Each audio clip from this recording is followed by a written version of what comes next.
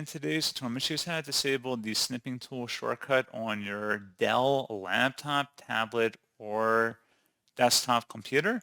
So this should hopefully be a pretty straightforward process here, guys. And without further ado, let's go ahead and jump straight into it.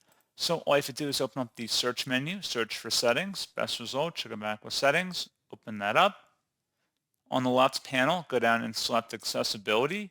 And then on the right side, you want to scroll down underneath interaction and select keyboard, where it says underneath on-screen keyboard, access keys, and print screen.